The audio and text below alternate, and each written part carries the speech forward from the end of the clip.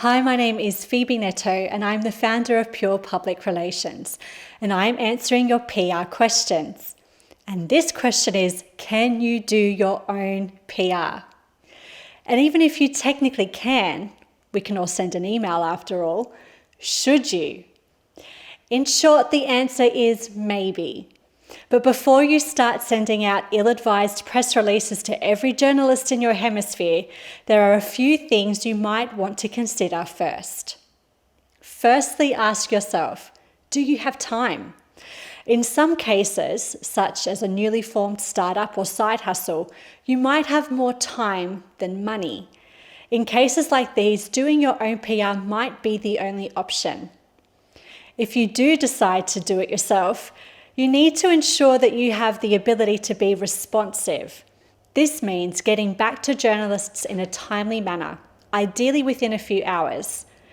You'll also need to provide a quick turnaround on whatever the journalist needs and be organised enough to have all the relevant information to hand. This includes great high-resolution images, information about your organisation, your bio, samples of your work, and a good list of points that you can comment on.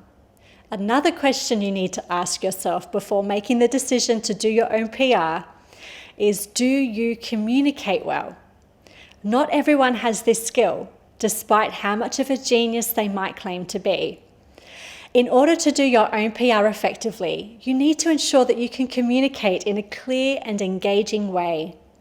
A publication's readers or viewers should want to know more, and your story should be unique, compelling, newsworthy, and informative or entertaining depending on the media outlet.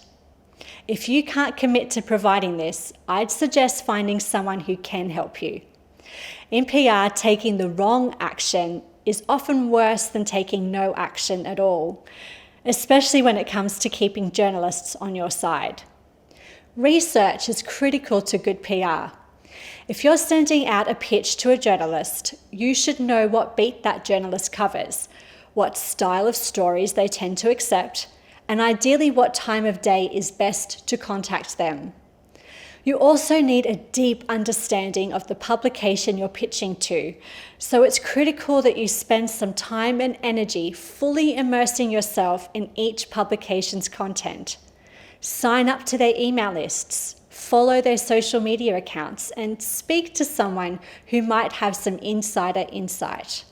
Ask yourself, does the publication accept advice articles? Do they speak to people in your particular field?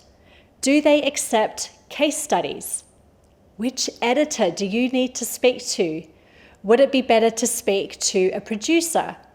Do they prefer emails or phone calls? These questions are critical, but if you're just starting out, it can be difficult to find the answers, since they're not the kind of thing that you can simply Google the answer to. This is where the expert advice of a PR agent may come in handy. Journalists don't have the time to drag a story out of a below-average pitch. It's your job to provide the story in a fully formed, fleshed-out manner so the journalist can easily picture how it will look in their publication. If all you're doing is sending a bio and pushing the journalist for a vaguely defined interview, please don't expect a reply anytime soon. The crux of your story needs to be explained in as few words as possible, so that the time-poor journalist can scan the email and grasp the idea in the space of a few seconds. And don't forget that most of the time, a press release isn't going to cut it. There are many ways to sell a story, and oftentimes an opinion article, case study, insider interview, or response to an existing news story are all far better ways to get yourself out there. These are all skills that can take even experienced PR professionals many years to master, so don't expect that you'll be able to achieve results straight away.